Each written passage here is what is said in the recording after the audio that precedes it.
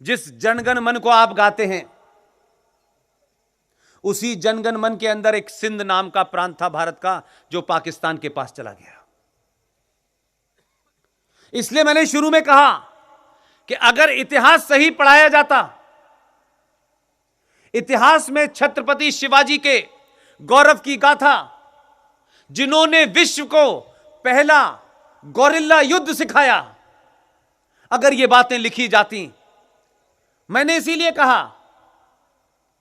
मैं पूना में था पिछले दिनों, वहां मुझे अफजल खां का जो वध हुआ था, उस दिन की महत्वता के बारे में उस वक्त मुझे बुलाया गया था। मैंने तब भी यह बात कही थी और अपने इस संबोधन में शुरू में भी यह बात कही कि सही इतिहास पढ़ लेते, कौन इस देश के विलेन थे और कौन इस देश के हीरो थे। अगर सुभाष बाबू का सही इतिहास पढ़ाया जाता तो फिर यह बताना पड़ता कि 21 अक्टूबर 1943 को नॉर्थ ईस्ट के शहर मोयान के अंदर Indian National Army Netaji Subhash Chandra Bose के साथ चल के आई और पूरे नॉर्थ ईस्ट पे कब्जा कर लिया। और 21 अक्टूबर 1943 को यूनाइटेड भारत में, अखंड भारत में एक शख्स ने करेंसी जारी की, उसने बैंक जारी किया, पासपोर्ट जारी किया और भारत के आजादी की घोषणा ब्रिटिश सरकार के होने के बावजूद की। दुनिया के 11 देशों ने, जिसमें उस वक्त का सबसे ताकतवर मुल्क यूएसएसआर, जिसे आज आप रूस के नाम से जानते हैं, 11 देशों ने मान्यता दी। लेकिन क्या हुआ? वो कौन लोग थे कि 1943 में जिस आदमी ने भारत की आजादी की घोषणा कर दी हो, प्राइम मिनिस्टर की घोषणा हो गई हो, सरकार बन गई हो, 1943 से चल के 1947 में वो आदमी गायब हो गया। कोई कहता है जहाज में मारा गया, कोई कुछ कहता है, लेकिन इस देश में जो जघन्य अपराध हुआ उसके सिर्फ एक लाइन बोलना चाहता हूं। सुभाष चंद्र बोस ने अपने कमांडर शौकत मलिक से यह कहा कि आप आजाद हिंद फौज के साथ में यहां से मार्च करें मोयान से और कदम कदम बढ़ाए जा,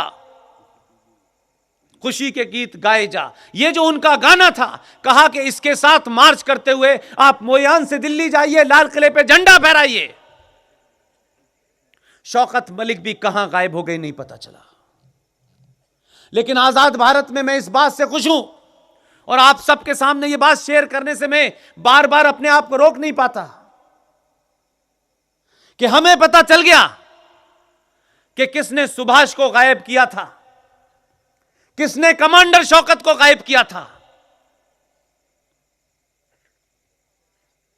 एक लंबी लड़ाई के बाद मेजर जनरल जीडी बख्शी, जिन्हें आप तमाम सब लोग टेलीविजन पर देखते हैं, कर्नल RSN सिंह जो रॉ के पूर्व डायरेक्टर हैं, सुशील पंडित हो, ललित अंबरदार हो और तमाम दीगर दूसरे लोग हो, कैप्टन रिजवी हो, ये तमाम सारे लोगों ने एक लंबी लड़ाई लड़ी और सारे डॉक्यूमेंट भारत सरकार के सामने लाके दे दिए और कहा कि ये कोई डॉक्यूमेंट भारत का नहीं है, दुनिया में जो डॉक्यूमेंट है ये हैं। उन डॉक्यूमेंट के बाद भारत के प्रधानमंत्री ने कहा कि बात आपकी सही है। जब सारे तथ्य परख लिए उन्होंने, तो 21 अक्टूबर 2018 में आजाद भारत में पहली बार सत्ता के शीर्ष पे बैठा हुआ प्रधानमंत्री लाल किले पे दोबारा गया और दोबारा से झंडा फहराया। उन ताकतों को यह बर्दाश्त नहीं था, यह काबिल कबूल नहीं था। इसलिए मैं बताता हूं आपको, भारत का प्रधानमंत्री जब अपने निवास 7 लोक कल्याण मार्ग से जब अपनी गाड़ी में बैठा, सब चीजें रिकॉर्ड पे हैं, कुछ ऐसा नहीं है कि सिर्फ मुझे ही पता है आपको पता नहीं है। हो सकता है आपका ध्यान न गया हो, 7 लोग निर्माण से जब वो निकले और लाल किले पे झंडा फहराने जा रहे थे, तो उन्होंने एक ट्वीट किया और ट्विटर पे अपने जो उनका अपना ऑफिशियल ट्विटर हैंडल है उस पे उन्होंने ट्वीट करके कहा कि मैं झंडा फहराने जा रहा हूं, लेकिन इस देश में बहुत सारे लोग मेरे बाल नोच लेंगे। जब भारत के प्रधानमंत्री को भी यह एहसास था कि इस देश में एक अदर सत्ता है जो बहुत सारे काम नहीं होने देगी, वही सत्ता मजबूत थी जिसके चलते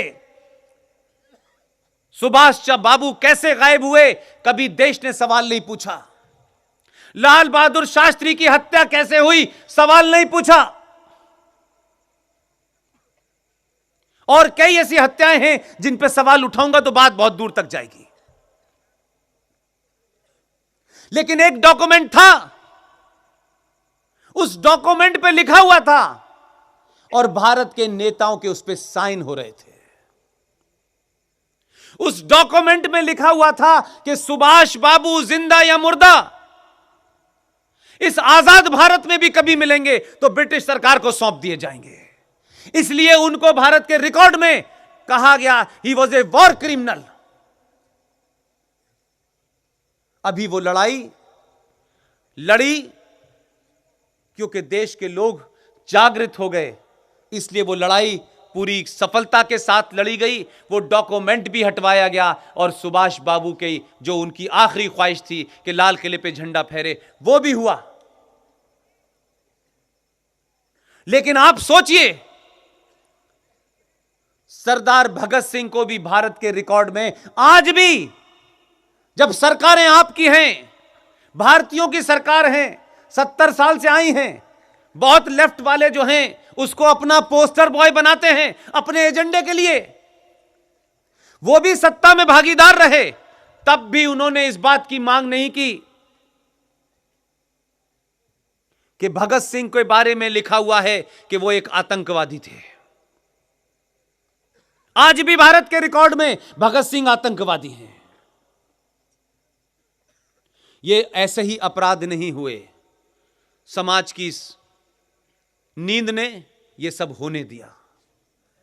इसीलिए आपके संविधान में जब बना वो 26 जनवरी 1950 को लागू हुआ, तो उस दौर में भी आपकी धरती के, गुजरात की धरती के बहुत सारे ऐसे लोग थे जिन्हें मालूम था कि सत्ता पे जो लोग बैठे हैं वो बहुत कुछ नहीं हैं, सिर्फ अंग्रेजों के दलाल हैं और ट्रांसफर ऑफ पावर के माध्यम से पीछे के दरवाजे से प्रधानमंत्री बने हैं। वो ये जानते थे। उन हालातों में भी उन्होंने कैसा बारीक बारीक काम करके गए। उसी जब संविधान बन गया तो कहा गया कि यह भारत का संविधान है, अगर इसके ऊपर भारत न लिखा जाए और सिर्फ ये किताब की तरह कोई देखे और अगर इसके कोई पन्ने पलटे तो पन्ने पलटते पलटते उसको यह एहसास हो कि यह सिर्फ भारत का संविधान हो सकता है और कहीं का हो ही नहीं सकता। एक कमेटी बनाई नंदलाल बोस के अंडर में। नंदलाल बोस शांति निकेतन बंगाल के एक बड़े आर्टिस्ट थे और उनको यह काम सौंपा गया और वहां के कुछ छात्रों को शामिल किया गया और कहा गया कि आप भारत के संविधान का अध्ययन कीजिए और अध्ययन करने के बाद भारत की सभ्यता, भारत की परंपरा, भारत का इतिहास, उससे मिलते जुलते कोई चित्र बनाइए। उन्होंने बहुत सारे चित्र बनाए, लेकिन उसमें से 22 चित्रों को जो स्केच की शक्ल में थे उनको अप्रूव कर दिया गया और भारत के संविधान में जो बीच में मटेरियल लिखा होता है उसके ऊपर जगह खाली थी, नीचे जगह खाली थी। यह कहा गया कि जहां जहां जगह खाली है इन 22 स्केचेस को वहां लगा दिया जाए।